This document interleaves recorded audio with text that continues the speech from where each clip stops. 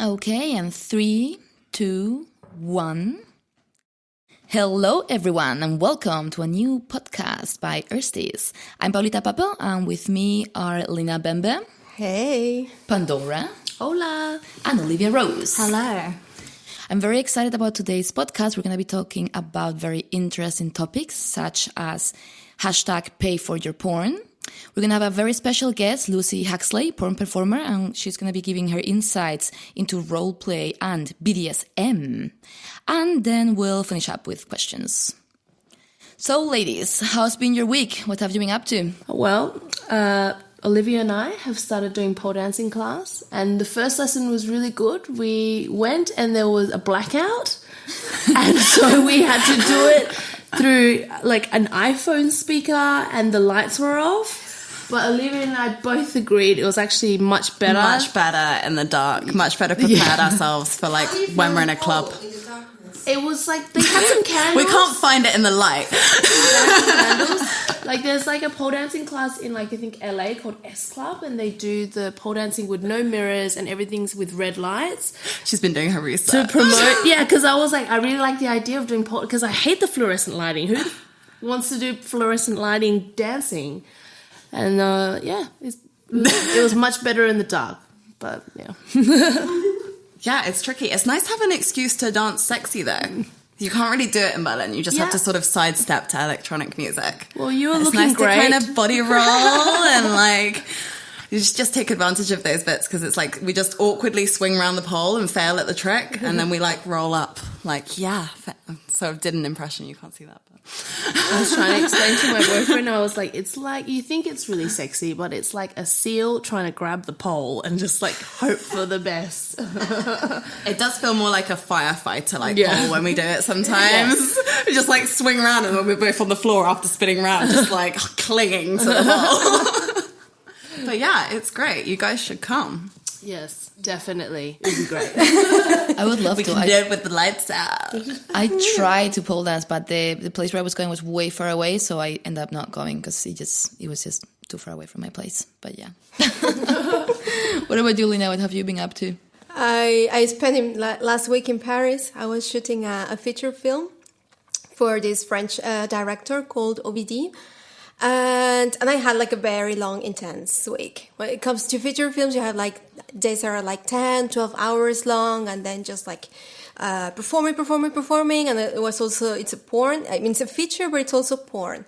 So it was like acting and then plenty of fucking in between. And it was good. It was good. I felt in the beginning like pretty challenged. I was very nervous because it was going to be like the very first time in my life in which I was going to do like a feature film that it's also a porn film. So I was like kind of concerned about my pussy being able to handle the longevity of your pussy. Yeah, but the best part, it's that to my surprise, I was so damn horny all the time. Every single time that I had to do my sex scenes, like all the orgasms were real. I squirted. There was also like this this scene that had to be boring because my character was like born with her like super like perfect partner, whatever. So we were supposed to perform like this kind of boring sex, and I came. I wasn't supposed to. Oh, many times that happened. Yeah. Sorry, I wasn't supposed to do that. Yeah, and the director was like, hey, like to my male co-performer, yeah, you're supposed to come, blah, blah, blah. And then they cut, and then it was me, the one who came. I was like, oh, sorry. Stop stealing the limelight. I was just trying to, get it real. I was trying to hold it back or just let it go. I don't care. I'm just like, okay. It's interesting that you were making, I guess with what we're talking about soon, about like paying for porn, that you were making a feature porn film, which you don't really like hear about so much now, like compared to like the 70s or whatever, where you get these like videotapes with Yeah, it's like, like this director, she's very like famous in France and she's been on the business for a really long time. And so, but even like the conditions in which she was able to do the film, she really struggled, like in terms of production and on like having everything set and like everything like set. It was like, it was tough for her for putting that together, and plenty of work, and it's something that she cannot just do any other day. And that's precisely because of the conditions of the business, because it's also like a feminist film, so that's also like that makes it even like more difficult for you if you have a plan of doing a film with such an ambition and so on, to be able to have people backing for it, and also like people paying for that. So it was like a very difficult one. Cool. When are we going to be able to see it? It's supposed to be released in May on Canal Plus. That's in France. And see, that's one of the amazing things about France, amongst cheese and wine, that they actually have a state television that produces porn. Really? Feminist porn. Yes. So good. Really? I did not know. Yeah, Canal Plus is one of the biggest television channels in France, and they've been always producing porn. This is funny because in Spain, actually, you had a Canal Plus, and Fridays after 11, if your parents weren't paying for it, though, the TV would go like busted. But you could still like somehow like imagine the silhouettes of people fucking. So that would be like a thing that you would do if your parents weren't home, and then you would like with a bunch of people, with a bunch of girls, would sit in front of a TV and wait for the TV to go like all Wait, lines. what? So when it goes all like blurry, you can still sort of see it, or this is all in your mind? Like the silhouettes of the body. Is it like a shower scene? It is like it's like a. I would argue that you could still see something, but maybe it was for the better because you just maybe we just projected. Yeah, projected. Well, as a kid also, like your imagination when you're like, I don't know, like 10, 11 or so, that you're like start to realize about some things and you're so curious about a zillion others, like even, I don't know, like the silhouette of a boob or something. It's like some super exciting and it makes you curious and you laugh and you don't get even like half of what you're doing or you're saying, but you really want to do that. I can totally imagine that. I feel like that was the whole point of sleepovers when you were younger. We would always like rent films and there'd be like one horror, one funny, and one with like some kind of sex scene in it that we would just like play over and over again, like that scene in like 8 Mile. And we sat there like, I feel a bit like bubbly inside. What is this feeling? Then we have to watch the horror film to kind of make up for the naughtiness. As a punishment. Feelings that we didn't quite understand. It's just feeling like That's so sweet. Yeah, actually, I have a confession to make to you guys. I hadn't been performing for the last 3 years, but last week I performed again in an Ersties special shoot. And yeah, it was amazing. It was really fun. Yeah, it was very exciting, and I was very happy to go again in front of the camera. How did that feel? I had. So it was kind of like a documentary on polyamory. The star of the documentary was Kali Sudra, amazing performer, that I was so honored and blessed of being able to work with her. So we had a girl-girl scene together, and then she had a girl-boy scene with Dante Dionis, and then we had a threesome, which is actually I did not see that coming. What? Surprise. You did what? Someone did come. That's the most important thing of the film. But actually, threesomes are my favorites. Sexual encounter interaction. So it was very. It was in very general nice. or in porn? In general, actually, but and also in porn. And it's interesting because I was thinking about it and I realized I've made a lot of threesome scenes in my short porn career, and it reflects actually my desire, because I think threesomes are really like special.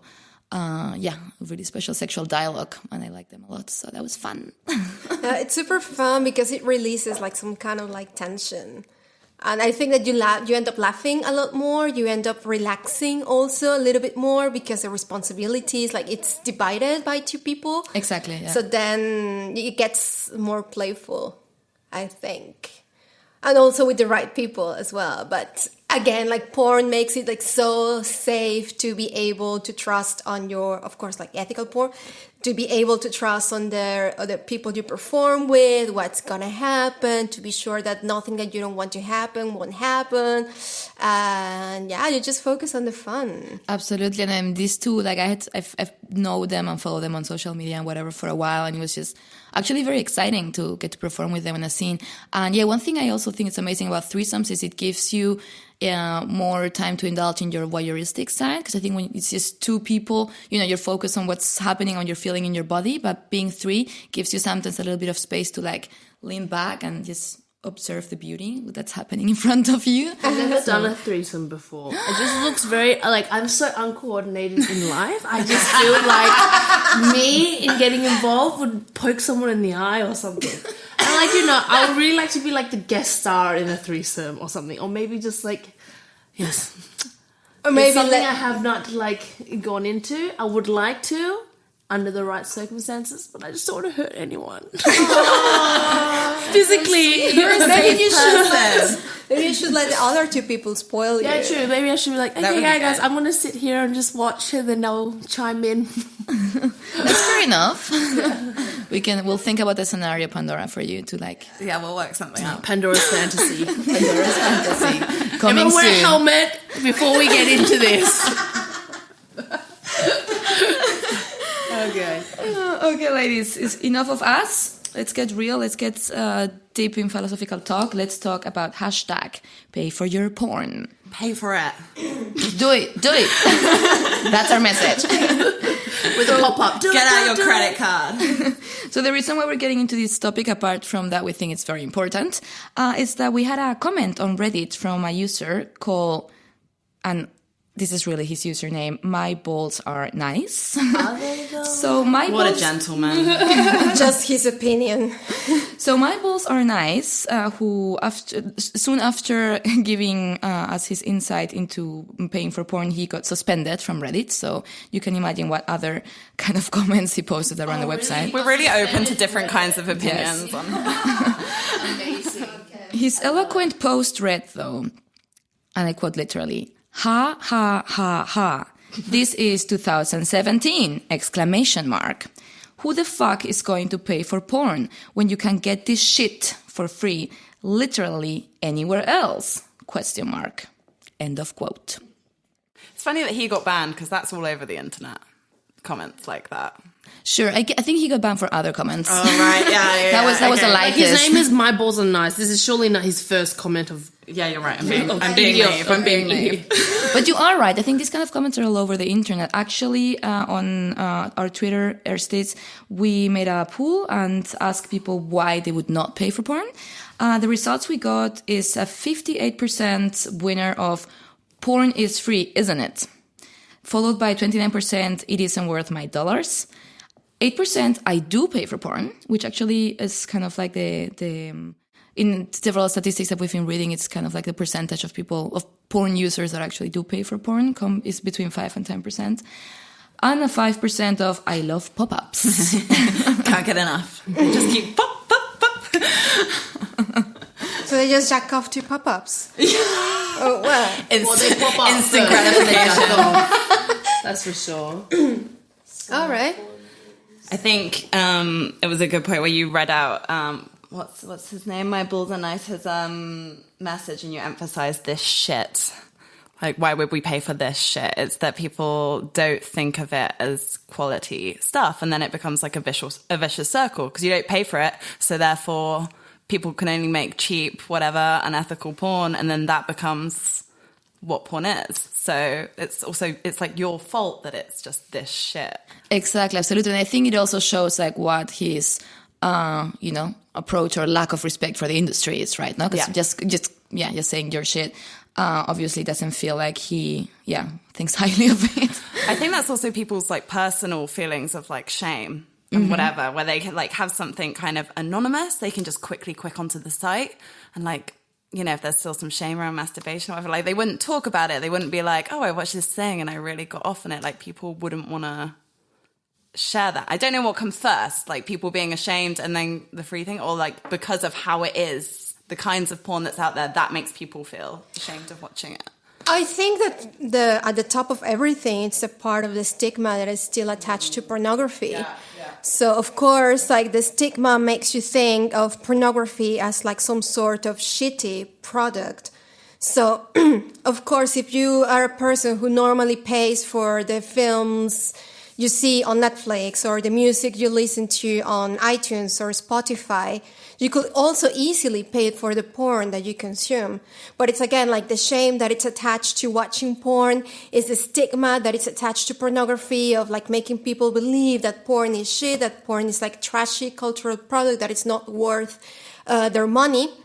And it's also like the cliches and all the misinformation that it's around the industry. There must be probably like a lot of people who don't pay for porn because they say, oh, I don't like it. Or it's always like this very like shitty, trashy situations, boring. It's not worth it. So you don't even like get to see or to find out that there's also like a diversity of pornography that might fit more like your interests or the things that you like.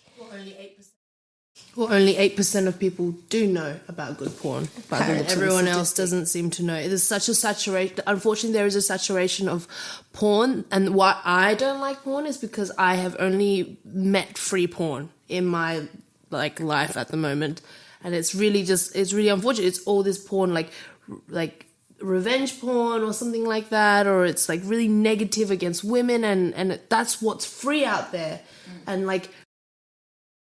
My balls are nice is definitely not a female. Like this guy is definitely a male who doesn't appreciate women at all. Like if he can say this, he doesn't know. And a lot of people see porn as an art, and only 8% do, and it's really such a shame.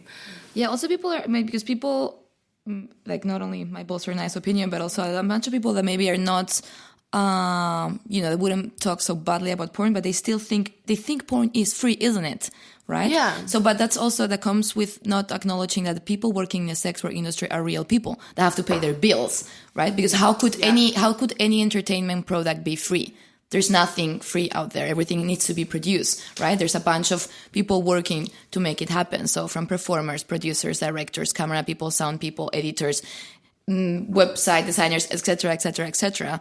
Like all these people are real people. And I think the invisibility and what you're saying, the stigma, like part of the stigma is like not acknowledging these people as workers doing a job that has to be remunerated, right? Or even in some cases as people. You know, like right. I think like there is just this thing. I mean, it's partly to do with this kind of like porn going onto the internet and being on these tube sites and being dictated by like keywords of like hot, blonde, stepdaughter, blah, blah. You know, you're not like a person in that. It's just certain like categories. And, you know, you look at, you know, different kinds of like ethical porn or pay for porn where you've got like a proper film or whatever, something going on. There's more of a story. You know, the character's a bit more. It's not just like, you know, blonde, big ass, whatever, will do anything.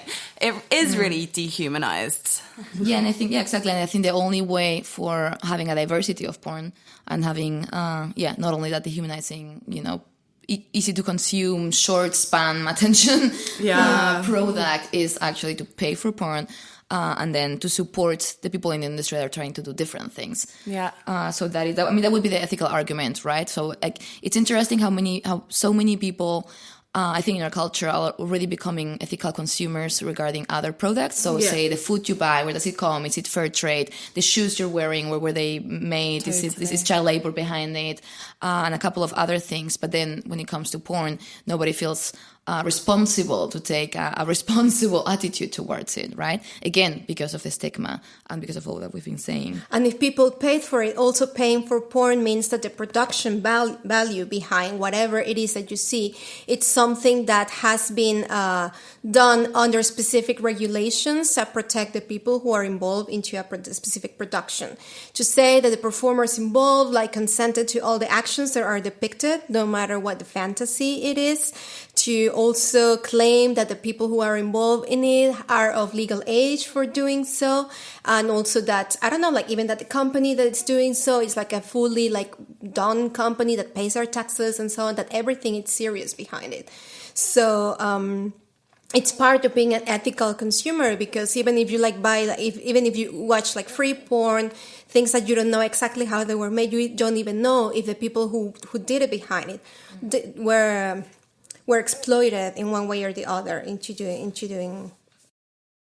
Yeah, absolutely. It's unfortunate that kind of like prejudice gets really generalized around, you know, people will be like, oh, porn is really bad because it's just like people being forced into it. And it's, you know, and then people think it's that about everything, and it's like actually you could choose these different paid-for forms of porn or ethical porn, and then you make a decision to make sure that isn't the case.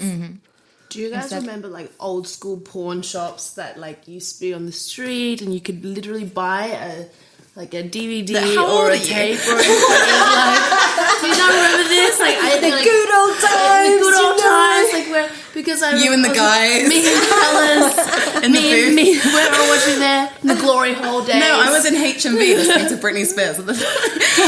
Glory hole, but it's just like really funny because I think every father you would come across, he had like a tape, you know, every older brother, he had like a porn magazine or something like that. And now everything is free, and they used to take a lot of time to make porn back in whatever era. Like I was watching it, I think in the 70s and the 80s, they used to take time making films and stuff. And now everything is like 30 seconds, let's be done with it. Like, Yeah, because they don't have any money, do they? And no money, it's unsustainable, and also because they're getting paid less because there's so much stuff going on, the people making it are getting paid less, so they're willing to do maybe what they don't really want to do to make it. And it's such a shame, you know? But I think even if you don't give a shit about performers and the industry, also I think as a consumer, you do get a much better product with a much better high quality if you actually pay for your porn and use platforms where you have to pay. But then you get a like longer full length videos. You don't have to search forever in free tube sites, but you can actually find the right platform for you that caters your desires and wishes, and then you get a lot of that, you know, on a regular basis. And actually, it's not even that expensive. This is what like makes me crazy, because it's not like, you know, it's like what you get. You can get a subscription to amazing, great websites such as Ersties, or King.com, or Lastry, or Crashpad Series, or whatever, for like starting with €8 a month or something. Yeah, so it's you're worth it. I think it's funny. I was reading an argument from an article that was saying actually this short, since what you find in free tubes is only basically trailers and teasers and like cut out material, that reinforces like your short's attention span. So because you know, if you go to a platform where you have full length videos, you can still skip to the parts you want to see, right? But then you are also more encouraged to actually go into a porn and see the full length of it and really like spend more time with yourself, explore more of your sexualities, explore more of your feelings and emotions while masturbating. And this person was saying that actually is beneficial for other areas of his life. For example, concentration in reading. Actually, totally. Yeah. Watching erotica. And this is part of the like stigma when people say, "Oh, I've quit porn. I can't watch it." You know what I mean? Because they're thinking of only watching it in that way and it being something that's like negative. But there are actually choices. We can choose different systems. Absolutely. I think it's like, I think there's great comparisons. Like, why would you like go to a party and get like half-eaten snacks instead of like going to Whole Foods, right? Like that's kind of like the, well, if you can afford it, but it's not even that expensive. No, but it's basically, if you are the kind of person who complains about the bad quality of mainstream pornography, but still you watch the porn that you watch from the tubes, then you are part of the problem. Whoever is listening to that, you are part of the problem. Shame on you. Yeah, I think it's very easy to be like, oh, porn is bad for society, and just like have these massive bracket things of like, what about the children? Blah, blah. I think the question, Save the children! I don't think that's like not a relevant question, but the way that people use it is just like, all porn is bad, it's all like children can see it, and I think that is a dangerous aspect of having porn as free, because it means that anyone can access it. Of course, there are issues around it, but then of course, that's also an argument for paid for porn. You know, it doesn't mean all porn is bad, children are going to get hurt. As society is breaking down because we're all watching porn for free. Those arguments are exactly the mask that people use to be like homophobic, sex worker phobic, diversity phobic, and everything. Like that's it's a dead end argument, which like completely. So yeah, I would maybe to wrap it up, I would quote Gis Lee, a queer porn performer, that tells us, buy the porn you want to see in the world. So if you want to have a better world, if you want to consume better porn, pay for your porn. I think I will have to start paying for porn. I'm part of the Pandora, problem. you should. Yeah, consumers have like a lot of power in this world as a capitalist society. You know, what we pay for, what we want is what we're going to have in our society ultimately. If you don't like it, don't buy it, don't watch it. Absolutely. So we're going to have a little break and we're going to go on to our next topic. We're going to bring in our very special star guest, Lucy Huxley. Welcome back to our Ersties Podcast. We have a very special guest with us, porn performer, writer, sex educator, amongst other things, Lucy Huxley. Hello, Lucy. How are you? Good. Hey, I'm good. How are you? We're good. We're very excited to have you today here. You have been you've been shooting for Ersties in a number of times, including a couple of very special shoots. You were the star of episode 1 of our sexual fantasy series, which you can see at ersties.com, where you were made a queen for the day with an army of sex servants. Yeah, that was a lot of fun. My favorite shoot to date, I think. Is it? Yeah. So I remember it was very funny because I was asking you, like, you know, do you have any fantasy? And I was surprised that you didn't think for a second. You were like, yes. Yeah, I was kind of surprised too when you called me, and I realized that I actually did have this fantasy that would work really well for that I had been thinking about for a while. So it worked out really well. You want to tell us again what it was? Yeah, the fantasy was just that I was a queen in some super lavish bedroom, lounging around, and I had 3 or 4 sex slaves who just took turns eating me out, and I got to tell them what to do. And that sounds alright, doesn't it?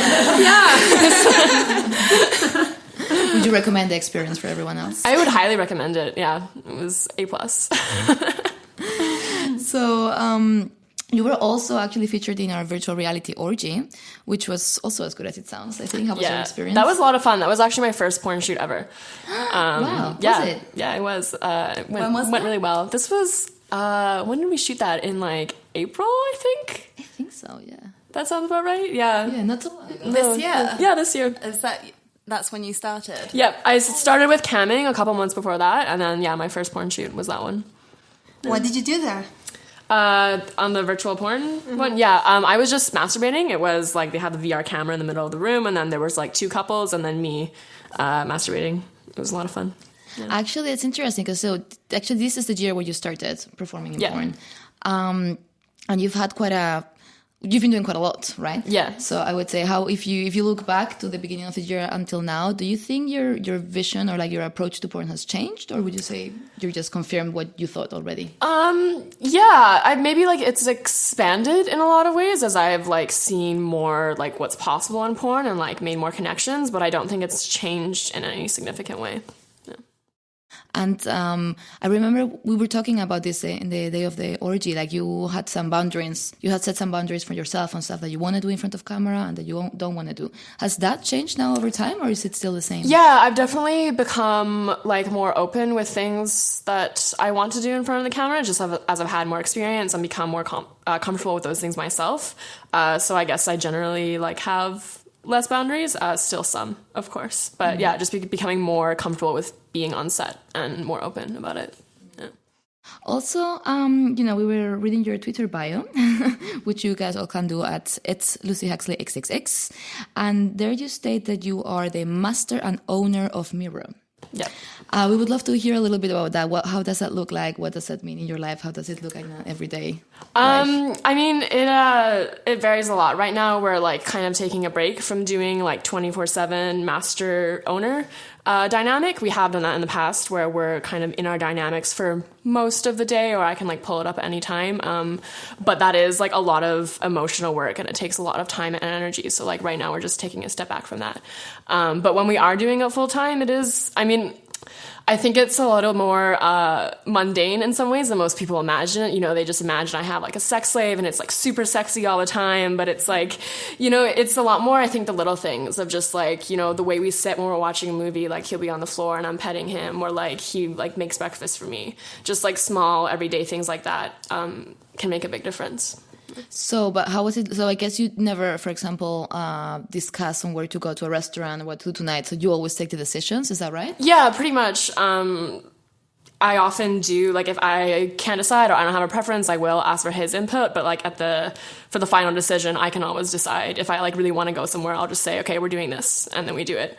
That sounds kind of great. Much less like silly couple arguments. Oh my god, we always go to this. No, it's like, no, here. I want to go here tonight, so that's what's happening. Yeah. That also sounds like maybe, is it a bit tiring? Because sometimes making all the decisions. Yeah, it can be, which is why I will ask for his input sometimes. Yeah, I mean, like I said, we are on a break from that right now, but even when we are in the dynamic, you know, if I'm not really sure, or like I don't want to decide, then I'll be like, hey, like what do you feel like doing? Where do you want to go?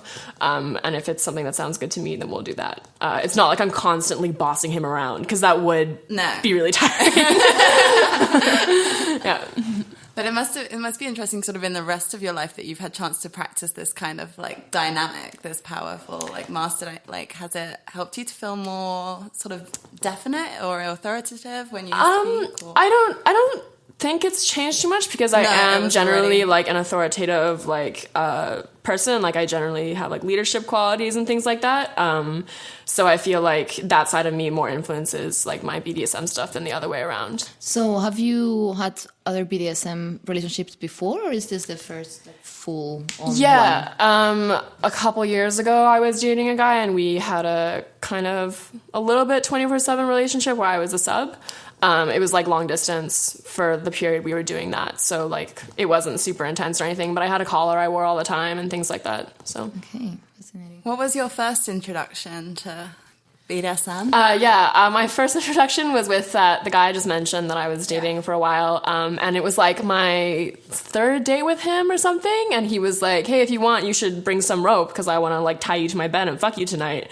And I had like never done anything like that before, but kind of like fantasized about it a little bit. So I had like my first 5 minutes of like after he texted me that was like excitement. I was like, oh, this is gonna be so fun. Like I'm gonna go buy some rope, and then after that, like a little bit of like fear set in, and I was like, hold on, like I've only met this guy twice, and I'm just gonna let him like tie me. Yeah, like hey, like tie me to your bed. But I did it anyway, and it was great. And now that's a normal thing. Like going to some guy's house and like asking him to tie me to his bed is like a regular part of life. But at the time, it was really new. So I think some people are not familiar actually with the term BDSM. Maybe we should explain. Would you like to do that, Lucy? Yeah. So BDSM is a catch-all acronym for bondage, discipline, submission, sadism, and masochism. Nice. And in what part of the spectrum would you find yourself?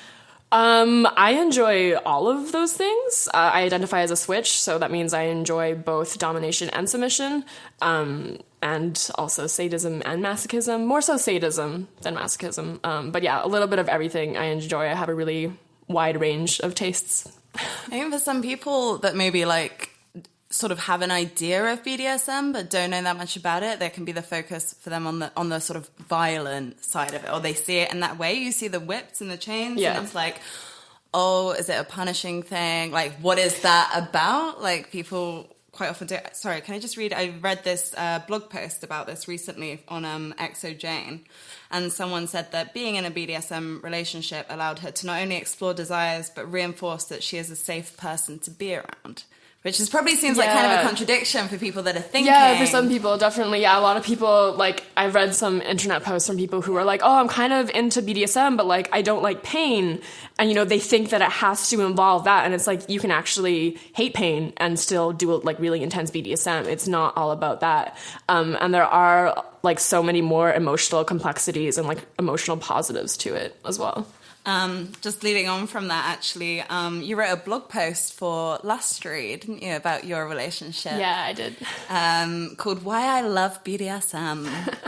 Yeah, and you mention, in my current full-time dynamic with my pet Miro, BDSM has taken our relationship to emotional depths we would never have reached. Yeah, I mean, like, the first thing that comes to mind thinking about that is just, like, really intense emotional moments that we have when we do BDSM scenes together. You know, things like when I hurt him really intensely, it's like there's really strong energies there and, like, really strong emotions from both of us that creates a really strong bonding experience. And also just in like smaller things, like smaller actions he does when he's like serving me day to day, like create a really strong bond between us. And I feel this like extreme care and protectiveness for him. How is the negotiations? Because I guess, I assume, and from my experience of BDSM, you talk about boundaries, you talk about what you want to do, what you don't want to do. Is this something that you made at the beginning when you met and then that's established, or is it something that you renegotiate? Like, how does it look? Yeah, so for us, when we first started dating, like the first couple months, we weren't ever in the same city, like just kind of by chance. Like I was away from Berlin for like 3 weeks and then he was away for 3 weeks and like all this stuff. We were just like texting most of the time. And during that time, I actually sent him this spreadsheet. It's called the BDSM checklist. And it basically is just like a list of like most BDSM activities. And then there's like a section for you to put like, do you enjoy it? Do you not enjoy it? Is it a limit? And then like you can put little notes next to it. So I sent him that spreadsheet and told him to fill it out. So like right from the beginning, before we even started like doing anything physically, I had like this entire like knowledge of like the things he enjoyed, the things he had experience with, the things he like was definitely not into. So yeah, we talked about that from the very beginning. That's not uncommon, is it, in the BDSM sort of community, having contracts even? Some people have. It's a super like communication in BDSM is super important. Even at like BDSM play parties where people are like playing casually, before they do anything, people will sit down and be like, hey, like what are your limits? Or like what do you want to do? Because if you don't know someone's limits and you like accidentally do something that is that like a limit, it can like completely fuck up a scene and like ruin them emotionally and all this stuff. Like you're playing with really intense emotions here, so you have to be careful and know what you're doing. It's also a lot of responsibility as the top. Yeah, right? Yeah, definitely. Do you find it sometimes overwhelming? I don't think so. No, not for me personally. It's in some ways it's one of like the less stressful things I have to do in life, and it is also like there is a lot of responsibility in the top also, but a lot of people forget that there's also a ton of responsibility in the sub. Like the sub has to be completely open and honest and completely communicative, because if they don't live up to that, then like the scene could fail if they're not communicating what they need and how they feel. So there's responsibility on both ends. Absolutely. And do you use safe words? So I like in my relationship with Miro, we don't do consensual non-consent, which is what safe words are like most commonly used for. So like technically our safe words would be like no or like stop. We don't have specific code words for anything, but he'll just like communicate to me if something doesn't feel right or if he wants to stop. But most of the time I can like tell from his body language before he says anything that something isn't quite right, and I'll like back off. But yeah, we just communicate about it constantly. How about, aside from having the responsibility of dominating, the like technical aspects, like when you're with the ropes and did you learn that? Did you have a role model in that? I mean, yeah, like a lot of, like some of it I learned like from being a sub, because like having these things done to me, like I know what is important. Right. And others, like I've just learned like from experience, be like, hey, like I want to hit you with a cane, but I've never done this before. And like, we'll like talk about it and like kind of like go slow and figure it out. Yeah, do a little bit like, how does that feel? Like, is that okay? I also personally always do a lot of like online research, and like I've read a lot of books about BDSM. I enjoy learning in that way. So before I like do things in the physical realm, I've like thought about it a lot as well. Do you have any favorite books that come to mind? The two that I recommend the most are the new Topping book and the new Bottoming book by Dossie Easton and Janet Hardy. And what about sex toys? Do they play a big part in your BDSM experience? Or? Yeah, we use a lot of, like, for example, me and Mira, like, our most commonly used items are, like, wrist and ankle cuffs. Both of us in our bedrooms have, like, wrist and ankle cuffs permanently attached to our bed, so we can just, like, quickly set that up. Yeah. It's great. I need to get white ones to match the decor of my bedroom. So, yeah. I also... Yeah. They do exist. Yeah. Another thing we use really often is a pinwheel. I enjoy using that, and Miro enjoys having that done on him. Wait, what is is that the thing that you roll? Yeah, it's called like a Wartenberg wheel is the technical term for it, and it's like a little stainless steel stick with like a wheel on the end that has really sharp spikes. So a lot of people assume that they're just used for pain, but you can actually use them for like enjoyable sensation play. When we use them, it's most of the time for pain, and you can break skin with them as well.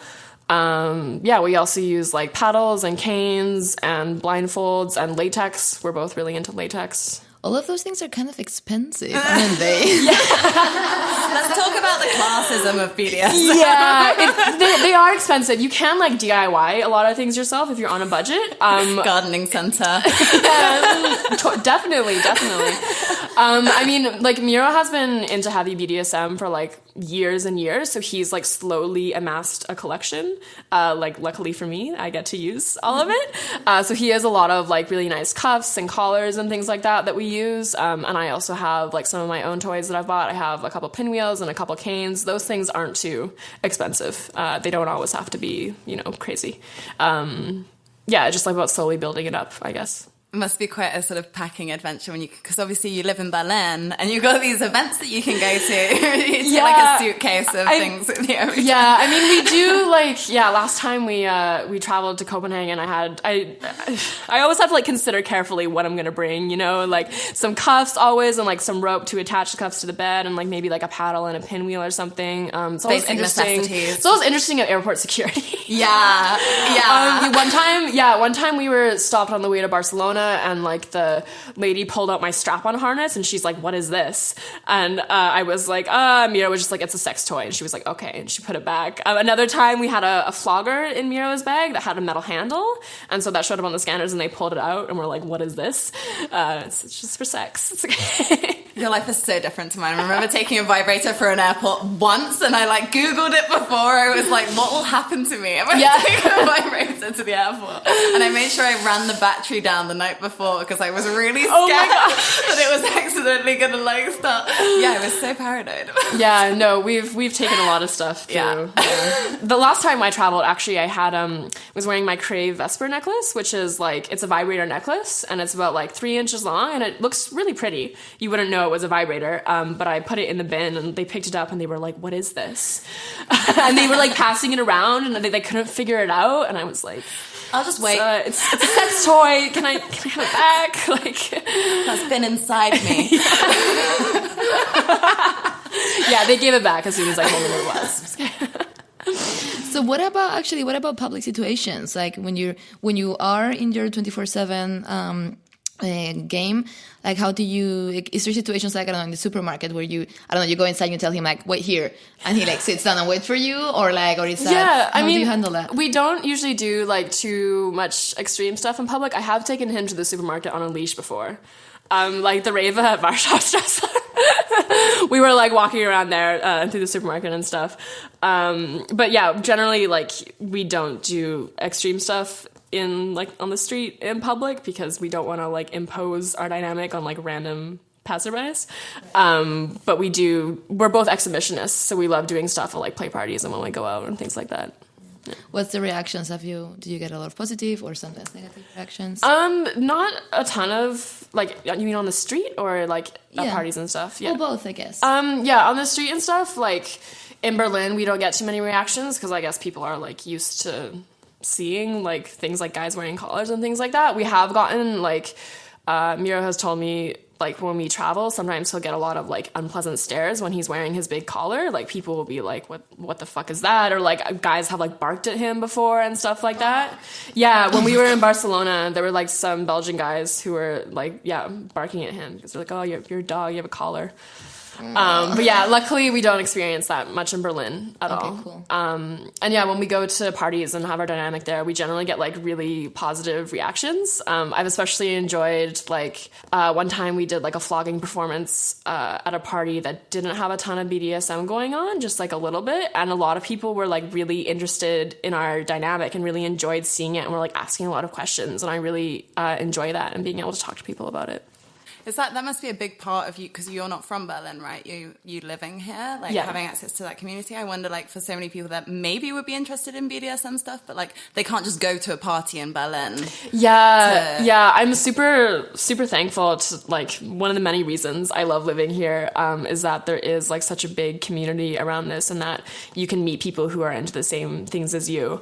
I'm really thankful to just like be able to go out on a Saturday night and like see all these other people who are also into BDSM and be be able to like show what we love to do. Lucy, you're not in a monogamous relationship with Mira, is that correct? No, we're polyamorous. How does that work? I mean, it works great. We both love it. We both like strongly identify as non-monogamous people. So we both date other people. We don't have any other serious partners at the moment, but we regularly see other people. Do you also share partners? No, not at the moment. But I'm sure that could happen in the future. We've obviously had like threesomes and orgies together and shared them in that space. Also, I believe we all saw some amazingly beautiful, gorgeous pictures of you in a astonishing white latex dress, I believe, and Mira in a beautiful, like, full black latex costume. And those were your wedding pictures, is that right? Yeah, we got married a couple weeks ago. Thanks. Yeah, congratulations. I really had to double look at those photos. I was like, they look like wedding photos. But we're wearing latex. They're wearing latex. Yeah, no, when we were talking about like what to wear for the day, I was like, you know, I had known for a few years, I was like, I'm not going to wear white on my wedding day because like, fuck that, like, you know, being all pure and stuff. And then I was like, but if I wear white latex, you know, like, I was like, that's the only reason I'll wear it. So yeah, I got a really beautiful white latex dress. Yeah. Why I'm gonna be honest with you. I did wonder like how, because I personally believe that marriage is a quite conservative way of legalizing a relationship, and as a polyamorous person myself, I do not quite align with the beliefs that I think are behind marriage. Why was your motivation for marrying? Can you tell us about that? I mean, yeah, I definitely agree with you. Like, I don't agree with a lot of like what marriage is, but we just wanted to make it like our own thing to like celebrate our love for each other and really make it our own, because I think like for both of us, this is like the best relationship we've both been in, and we really wanted to like commit to each other. And yeah, we made a conscious decision to like make it our own and just make it about like our own celebration with our friends, and like leave behind any like ideas of marriage that we didn't like or didn't agree with. Like on our wedding night, we celebrated with an orgy with like 3 of our really good friends, and it was so much fun and super amazing, which is obviously not a conventional way to celebrate a wedding. I think one interesting thing about the institution of marriage that maybe is something we're losing, because lots of people end up eloping to get married and doing it by themselves. But as you said, we wanted to get married like in front of our friends. I think that's an important part. We're just like, we're embarking on this relationship. We want you guys to be there to support us, and we want you to be a part of it. Obviously, it's a particular kind of relationship that you guys have, like a BDSM sort of relationship, and much more, I'm sure. So then the friends there, are they also involved in BDSM? Or do you have any friends that are like close friends that you've had for a long time that maybe like this is new for them? Were your parents there? No, our parents weren't there. It was no family, just a couple friends. Like all of our friends like know about our BDSM relationship. And at least on my side, like all of my friends except for one, I realized this the other day, all my friends except for one are into BDSM themselves also. And also like for the people that were there, I've only lived in Berlin for like a few years, so no friends I've had from before Berlin were at the wedding, because they all live like across the world and couldn't fly all the way over.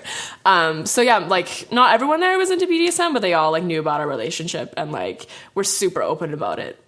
So it wasn't a problem at all. Yeah. What about the civil servant? Good question. Yeah, he was also wearing latex. He was a good sport, because we just got it done at City Hall, and like we went into the room, and like he was just like, "Oh wow, you guys look great! Like you are like the most unique couple I've seen today." He was probably super bored, and he was like, amazing. No, he was super friendly. He was a good sport. Something different for him. Okay, I want to go off in a slightly different direction, if that's okay. Another one of the sort of maybe arguably misconceptions about BDSM is that like people have experienced some kind of like something in their childhood, and that's why they're behaving in this way, and that they have to do it, or it's to get out of, to fix them or whatever. And I think that's quite misleading, but I think there probably is an argument for it being somewhat of a like kinky stuff, for being quite therapeutic. Yeah, like definitely. There is like the stereotype that like, oh, if you're into BDSM, like you must have had something like really bad done to you, and they're like, there's a lot of people who are into BDSM who have had like perfect lives and like nothing bad has happened, and there also are people who are into BDSM who have had like trauma in their past, and sometimes they're into BDSM because of that trauma, but that doesn't mean it's unhealthy. Like, BDSM can be really healthy and healing for things like that. For example, it's really common for rape victims, rape survivors, to enjoy consensual non-consent fantasies because they almost get to recreate their trauma, but on their terms. And it can be like really hot and really enjoyable for them in a really healthy way. And that's not a bad thing. Yeah, it can kind of change the story in their mindset. Yeah, it gets to be on their terms. Yeah. I read this quote that kind of applies to that, actually from Dossie Easton, who we were talking about earlier, in The Ethical Slut. Probably read it. Where she says, "In sex, we may find comfort and resolution of our deepest fears by giving them a healing injection of the life force in the form of an orgasm." Which I think is kind of interesting. That's really beautiful. Yeah. Yeah, especially with like BDSM, when we take on these like really extreme roles, it can be really therapeutic to like have the other person like still love you and care for you afterwards. You know, it's like I'm like hurting you and I'm doing all these horrible things to you and like maybe expressing like these really dark sadist sides of myself, but you still love me. Or like, you know, I'm like being really degraded and I'm just being like this object and this like piece of trash for you and all this stuff, but you still love me. You know, when we like break down a lot of things and still experience care for each other, that can be really powerful. How much part of your relationship is that caring part? Because I think, you know, that can be like after the beating or whatever things you're doing, like also there's time for like, love and care. Aftercare. I mean, that's a huge part of our relationship. Even like when we don't do intense BDSM stuff, we just cuddle a ton. I think like our relationship is a lot more like sensual and loving in that way than a lot of people like assume BDSM is. We like, it's very much like caring and sensual kink. Even when I am like doing things like hurting Miro or like some really intense stuff, I'm still like petting him and being very loving. And afterwards we always like cuddle a ton, and that's a super important that must be such I think I read something about something like you know, sort of getting pulled apart and then at the end of it being put back together again. Yeah, that's a good way of putting it. Yeah. That's so beautiful. Thank you so much for all your insights. Tell us maybe to finish, do you have any current projects that you would like to tell us about? Anything coming up in the near future? No, I don't think so. Nothing. Nothing porn related. No. Thank you. Have a lovely week, and we'll be following you on Twitter. And we're just gonna have a little break, and then we'll get to the questions of our listeners. And we've come to the part of the podcast where we actually listen to our listeners' questions and answer them. I'm very excited about the questions this time because they seem to be a little bit more thoughtful than last. So thank you for that. People wrote them, they drafted them, they redrafted them. Which is exactly what you should do when you post something on Twitter. Yeah, don't just post thoughtless stuff on Twitter. Please. Let's go straight to it. And first we have a couple of questions from Rishav. First one reads, since you're such a diverse group of women, how sex positive is your country's culture? Ta-da! Who wants to go first? Okay, I think that's a very interesting question because it has like a very different dimensions to it. First of all, as a Mexican, I can say that also sex positivity can be defined in a like very much Western kind of perspective. So of course, if you translate like this kind of sex positivity to other countries that are non-Western, there might be like some aspects of it that do not fit what it means to be like sex positive in these parts of the world. And I guess that it's very important to be like careful with that and to be also like very much bearing in mind what the country's history is and the traditions and how people behave like nowadays. And I do think that, for example, where I come from, there is like so much like traditional values that have been like put into sexuality in order to shame it and so on, that eventually come from a colonial past, come from like domination and the imposition of Christian values that in the end have like led us like this legacy of like shaming people being open about their sexuality, which reinforce misogynist attitudes, which encourage homophobic or transphobic kind of ways of judging people who decide to live their sexuality different. So I think that there's like a very much like a long story of that. But at the same time, I do think that there's many people who really like to express themselves sexually in their own terms. And in Mexico, there are like many different like people, like parties, artists, musicians who are expressing sex positivity in a very particular way, Mexican way. And also there are like some like, I wouldn't even call it like sex positivity, but there are other like forms of gender identity that are very like typical. Like they're very much unique in Mexico. Like, for example, this sort of like third gender that we have in Mexico, that it's rooted in like this very particular indigenous community in Oaxaca. They're called mushes. And that's something that cannot even like be properly compared with being transgender in the way in which we know it these days.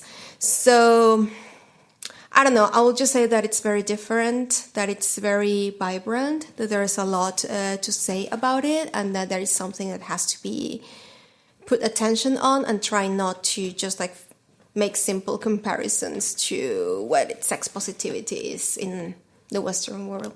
Very important, very valid point. Yeah, thank you so much for bringing that up. Absolutely, I agree. Well, like, I'm from Australia, but I grew up in a very Asian household. Like, my parents don't speak English, and like the way that my parents brought me up, it was very hard as well when you're trying to go to school or like trying to like live in a Western society, and your parents are telling you that basically sex is evil and that sex is the only like commodity that a woman has, like that's the only thing that you can that you should only use sex as a way to be married or to like find a good partner. And so it was very hard, and my father used to basically always have a go at me about what I was wearing when I started hitting puberty, and it was very tough there was no sex education in my home either. Sex education was outside, and it was like in magazines, and that's also a very biased thing as well, trying to learn sex through a magazine or on TV and it's so conflicting as well, and you're hitting puberty and your hormones are going and you don't know why you feel like horny or this, and your parents just give you, it's a very negative thing. But then like you go outside and and in Australia I think it's a little bit 2D. Maybe it's where I'm growing up as well. It's a very like upper middle class area, and everyone doesn't really talk about sex in the way that Berlin does. I'm really lucky though that I am surrounded by very great people. Like half my family is actually gay, but they aren't able to open up and tell my parents that they're gay. It's really hard for them, and I think sex positive, I'm still struggling with it sometimes. And because I am just had this mind where it's like, yeah, if you're a sex worker, it's bad. And then actually like now that I'm in Berlin, my closest and most knowledgeable friends are actually sex workers, and it's great. So, yeah, it's kind of hard to think about like what English culture is for me, because I don't think of myself in the same way as I think of English culture, or I don't think of my friends as English. When I think of Englishness or how English people talk about sex, I think of like older generations, or like the typically English people that I would be surrounded by, because it's not really spoken about. It's repressed, but then it is spoken about in really horrible misogynistic ways, or horrible like crude jokes at like family Christmases, and that feels like a very stereotypically English thing. I mean, it's probably like other cultures too, but having that like pervy uncle who's like, you know, I hear you're doing stuff behind the camera, but don't you think you should be in front of it? Or, you know, like that, they'll sort of be like, we don't talk about sex, but then they do in a horribly like underhanded way. And then I think it, you know, as much as I want to be like, it's not the same for younger generations, we're more progressive, but then obviously we still have this discomfort around it. There's a massive binge drinking thing there. That's almost like that, you know, people have to get extremely drunk and have one night stands. It's because it can't be spoken about. So yeah, I don't know. I mean, obviously there's a massive feminist movement in London, and Beda talks about it there, but I think generally in England it's not good, and you've got like these new censorship laws coming in about pornography as well there. So yeah, I don't think sex positivity in England is looking too excellent. And I mean with parents as well, like my parents never had that kind of conversation with me.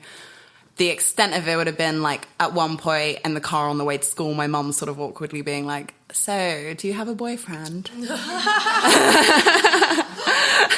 It's like, let alone other family members being like, I actually have a girlfriend. You know what I mean? Like there's like so much more, but they just never would be discussed in any way. So no. How about you, Halita? Well, I have to say, first of all, I feel so incredibly lucky that I have two parents that are very open and that always encourage me in talking openly about sex. I remember my mom would, have that kind of conversation, but in a very nice way. She would tell about her experiences. She would tell me about the boyfriends she had when she was younger, and maybe, both the positive and negative experiences, like her experience, like, I don't know, getting pregnant at an early age and having to have an abortion, and how that was maybe, a bad time of her life, but still it's okay, and so on and so forth. And also, my father was always also very open about sexuality, also about homosexuality, about everything. My friends, like all my friends have been always welcome in my family, like both my homosexual, transsexual, sex worker, whatever friends. So that's something that I value so much, and I know I'm very privileged for having that. But that's, of course, like my small nuclear family circle that has given me all this like recognition and encouragement on that field. But big but Spain. I believe Spain has such a strong legacy from 40 years of Catholic fascist culture, where obviously sexuality was so repressed. Like, I mean, of course, misogyny, homophobia, transphobia, sex negativity is so strong and so rooted in this country after 40 years of conditioning and of punishment and killing and everything, that I think it's still very strong. And it is interesting how Spain sometimes has been leader in certain laws. For example, Spain was, I think, the third country in Europe to legalize homosexual marriage. At the same time, my aunt, for example, is part of a Catholic sect that organizes a huge pro familia, and I'm saying this in pro familia, demonstrations against homosexual marriage, right? So yeah, I would definitely say that Spain is a very, very judgmental and very sex negative country. Although, of course, there is like very important feminist movements have been there since the 30s, since the Republic. And I think you can still find these people and find these discourses in Spain, but they're definitely been marginalized, been silenced for very long, and still are. And I think Spain it's a good example of like very rooted misogynistic and homophobic mainstream discourse, absolutely. And that was actually one of the reasons why I decided to leave Spain. When I was 17, I finished school and I was like, I'm out of here. And of course, I came to Berlin because I really couldn't be myself and I couldn't express myself in that country. But did you think that in general, like no matter in which culture or in which context you are, like sex positivity, it's not as much as an attitude, that it's more like a movement of resistance. Mm-hmm. I think that in many ways, like no matter, like all countries have their own like kind of particularities, but with the world as we know it, it's misogynist, it's misogynistic, it's homophobic, it's transphobic, it's racist. So there are like so many structures that we really have to fight for. I wouldn't say that like a particular like country culture is sex positive. Like sex positivity for me, it's actually like a form of being in this world, of resisting like that kind of like domination that it's misogynist, that tries to tell me what to do with my body, tries to tell me that being non-heterosexual, it's something to be condemned for, something that could get me killed in some particular context, and it's something like that doesn't allow me to be as free as I would like to. And I think also like being in Berlin, it's a really good thing, because in many ways, and speaking of Berlin and not Germany, that's something very important.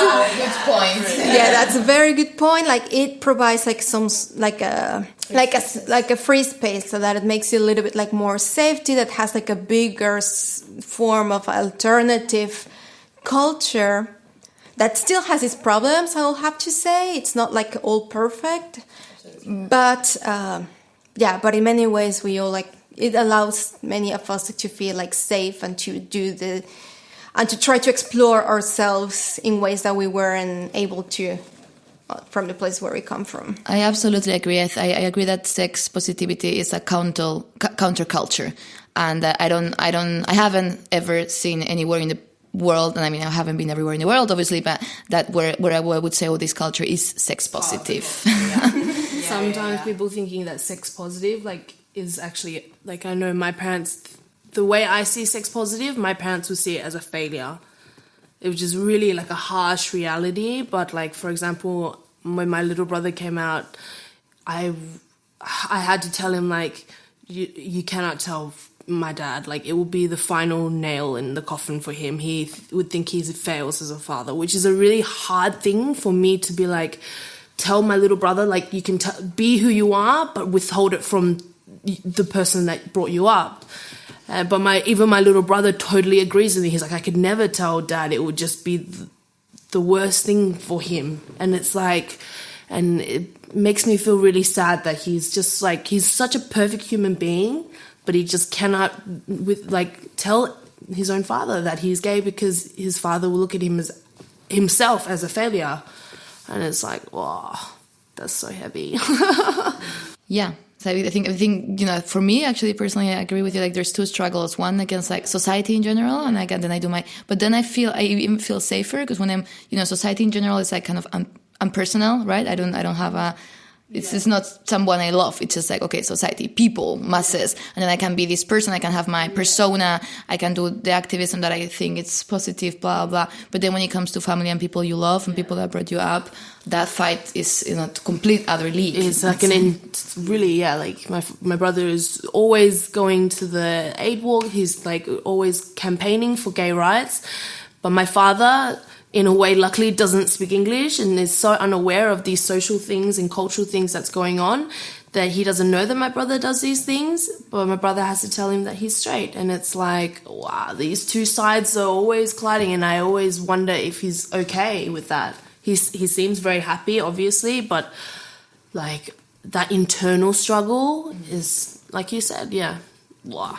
But I think it's great to have these conversations because, yeah, again, it's something that we all struggle with, I believe, in different ways. And I think, you know, it also makes it clear that we are people.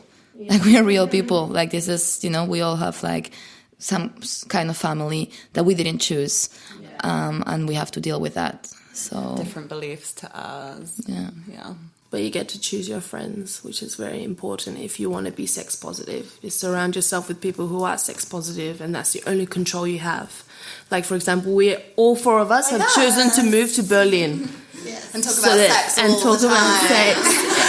Like, surely that means something, you know? So I think that's a really nice way to look at things as well, that you can choose to be sex positive if you want it. Good question. Yeah, wow, really good one. Thank you. Let's go to the next question from Rishabh, and that is, to reach the level of confidence and sexual openness you have now, what was your process? Well, for me, I'm just starting to like find my sexual confidence and sexual openness. I think, like as I was saying before, growing up in a very Asian household, and like also in an area where sex is a little bit like, for example, you know that term in teenage years, it's like the frigid slut or something, like, you know, someone who's like flirty girl, but she doesn't sleep with you, and that's negative. She doesn't give it up. She doesn't give it up, you know. And I'm still in this mentality where like keys and like I'm in this mentality where I'm like, I want to just like, you know, sleep with everyone that I think is beautiful, but then a part of me is like, yeah, but you know, you don't want to give it away too early. I don't know, and it's really like I'm internally always struggling, and also I have a lot of like body issues that I shouldn't have. Like, I'm completely normal, like I think, but I'm always constantly struggling with them. But for me I'm in a better place now is because I have 3 really lovely ladies who support me, and I have a really, really, really good partner as well. And I'm in a city which is just unbelievable with confidence. Everyone here in Berlin is beautiful in their most alternative way, and I love it. I think that as bodies that have been socialized as feminine, we always have like this constant pressure. If either on one way, like don't be a slut, like it's always like we don't get to have like a say for ourselves. We either have like we always have to be ashamed for the choices that we do, that we never get to this place in which we're just like comfortable with ourselves.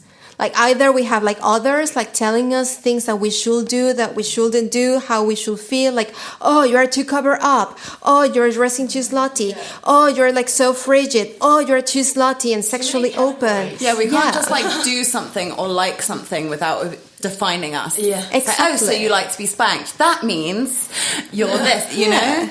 And that, of course, that has like a very much like a direct impact on how do we feel about ourselves and how we determine who we are on sexual terms. And of course, like whether we decide that we want to be like super slutty and then we have to have like like 80 sexual partners a month, or either we decide, you know what, I like sex is not my thing. We just don't have like that degree of freedom and autonomy to get to know ourselves and to determine that ourselves and to assert that. So in terms of like confidence and openness and so on, then I think that in general, that's just like a proper struggle. And even like the question, I find it like, I don't know. I don't even know if I'm fully confident. I don't even know if I'm fully open, because it's like something that I have to deprogram of myself. Even if I do pornography, even if I have like this kind of like sex positive attitude and so on. And even if I like always try to assert my own body pleasures and sexuality, I still cannot say like I'm 100% confident with my body and my sexuality. I'm not 100% like open about who I am as a sexual being, because the damage is like so big. It's so big that even if you fail like the conscious decision and you say, okay, I'm gonna be like super brave, super fierce, there's just like so much to unlearn and so much to deprogram from what we have been told all our lives. Yeah, I think you're right to mention the like societal thing as women. Like I feel like I feel like I have to constantly question, do I want this or am I performing something? And doubt yourself for the choices that you do. Yeah. Never be fully sure. Oh, did I do it because I like it or because I was forced to? Yeah, completely. I think that's so complicated. That takes so long to... I don't know if that's the question, really, but it is for us. Like...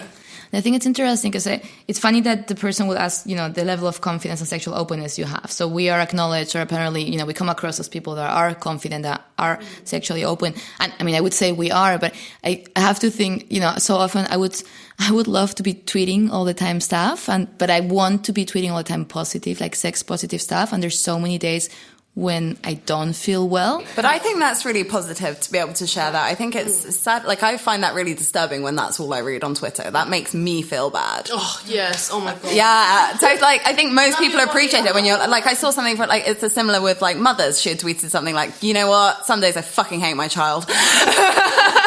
And it's like, can you imagine how many people read that? And they were like, yeah, word. Yeah. But I think it's a different thing because I feel so vulnerable, like towards trolling, towards like negative comments. So I don't want to like offer a platform for people to attack me. Right. I think so. It's like my own way of like protecting myself. It's just being all the time like, I'm confident, I'm super open, everything's good, I'm feeling well. Fuck you. You know, fuck you. Yeah, big fuck you. Feels like the next stage of the battle though, to be able to do that other stuff as well. Yeah, maybe. It does. People will rise up and support it. People will see it and be like, I feel that way too. Like, look at me too. Right. You know what I mean? Like, that's completely transformed from like, you can't say those things to now everyone's saying it. I think it sounds like different. Yeah, like sexual. Powerful. I think it's more healthy to talk about it in terms of a process. Yeah. Not like just like this like final stage of your life in which you have reached like 100% confident. I mean, that's not true. And I think it's more healthy to show that sometimes you have like good days, sometimes you feel like super powerful, some days you just like hate your body, and it's just okay to feel that way and just to let that sink in and forget about it and continue the next day, because I think that's the way in which most of the people feel anyways. I mean, it's better to be like more transparent about those things and to show like the reality of the process. And it's just like a step-by-step kind of path, and then it's more helpful that way. It's kind of a resistance to that kind of like patriarchal discourse that we were talking about earlier as well, of like you're always defined then by those things. Right. And actually now you're like, oh, I feel this way, and now I feel this way, and now I feel this way, and and it's like, oh my God, what? How do we judge this person?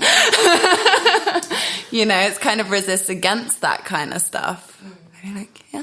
I think like sexual openness is difficult though. Very like much respect to people. It's like a war. Like you win, you might win the country, but to keep the country happy, you're constantly having to like fix it or tweak it and like make sure everyone in that population is happy. And like I think that's like for me always feeling like sexual confidence is like a war with.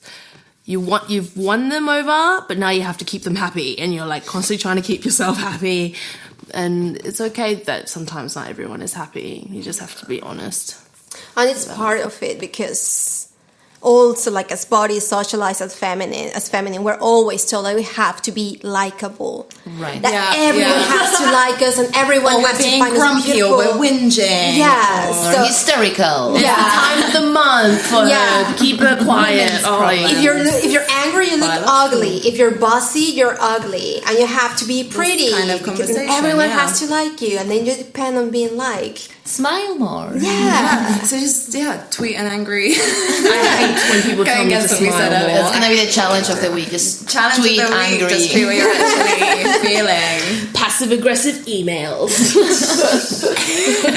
Good questions right there, Risha. Thank you so much. That was People keep asking these kind of questions. We really like it. That's true. Yeah, nice.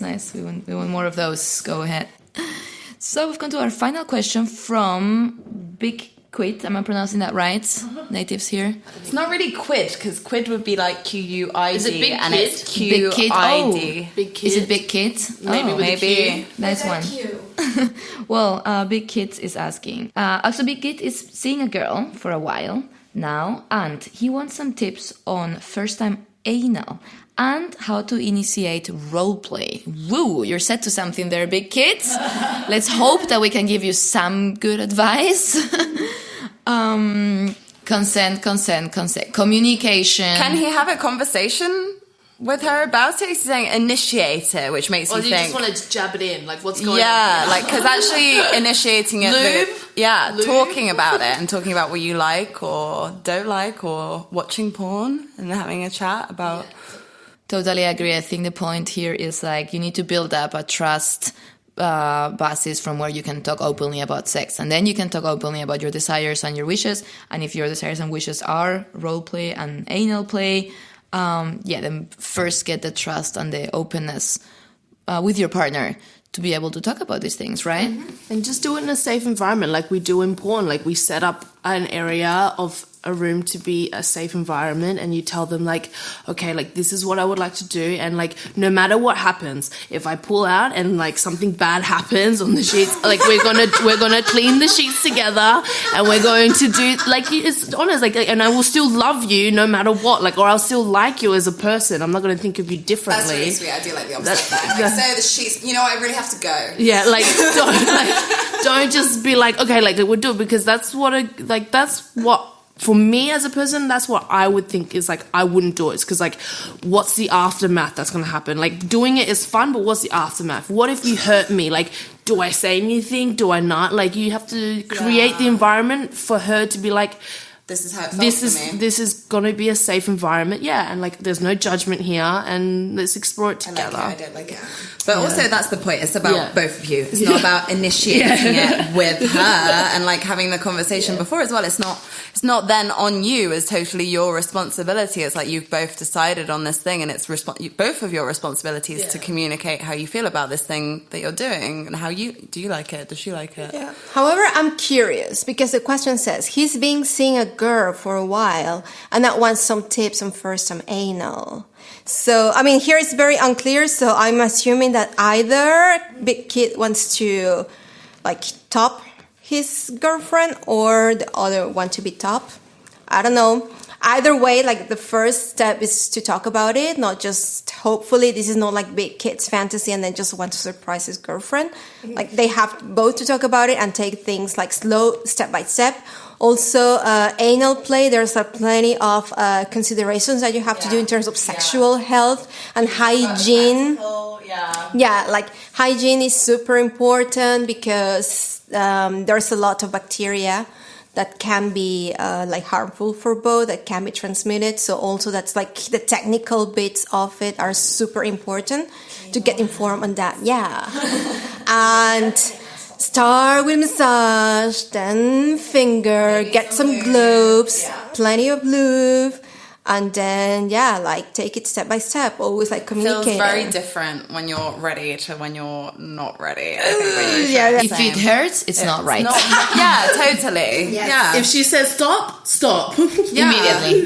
Yeah, because it can feel really good, but I think there is almost like a misconception that it should, you know what I mean? It's like, oh, anal, like, I don't know. Right. Totally. And I think it's funny because I've been...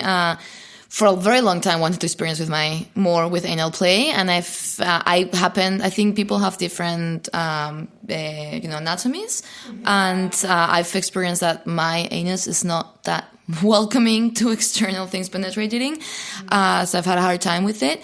And one master tip that I have to give for everyone going into anal where they feel like their anus is not really ready for anything going in there is vibration. I've learned that using a vibrator, both, I think both for whatever kind of gender you have and whatever kind of genitals, using a vibrator on your anus or on your clit or whatever helps to relax that whole area and can actually help you to relax your muscles and to make it easier. Nevertheless, very, very slow. I think that's really slow. Also, like stimulation at the same time, like touching their clit, and so it's not just that always. Yeah.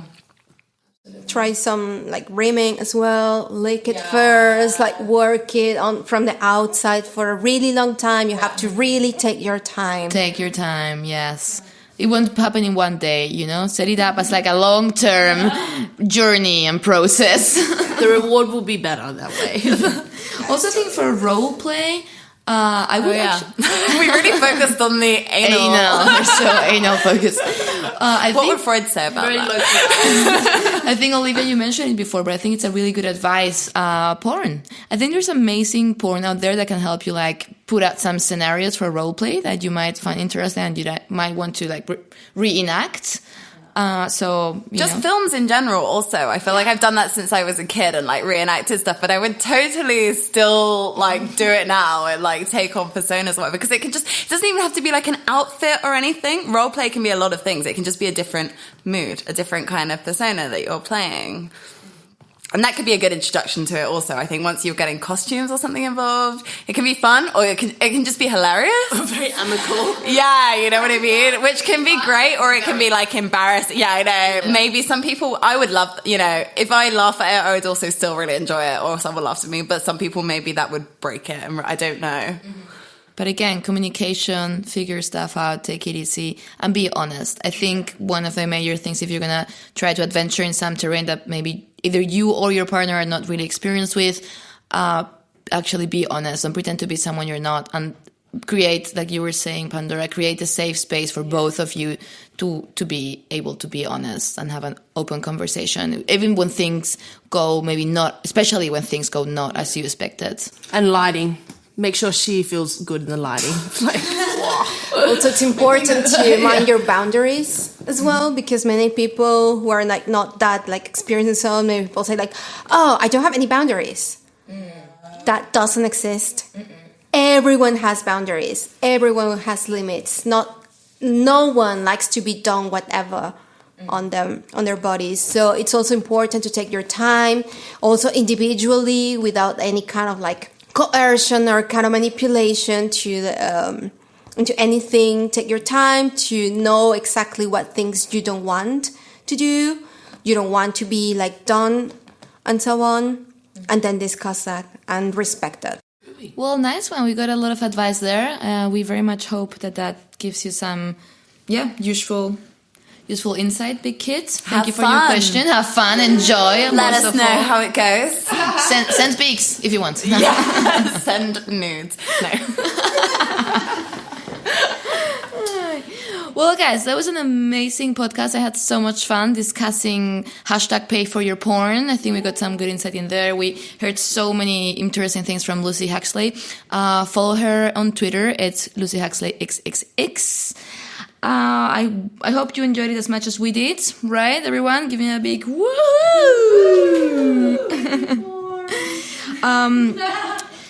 For keeping up to date to our podcast, follow Ersties on Twitter at Ersties. Check out ersties.com if you want to see Lucy's sexual fantasy episode or a bunch more of super sexy stuff. You can also follow Lina Bembe on Twitter at Lina Bembe, and you can follow me at Paulita Papel. Thank you everyone. It was amazing. Have a great festive season for everyone. So I wish you a happy Christmas, happy Hanukkah, happy winter solstice, or whatever other kind of pagan activity that you're going to do in the next days.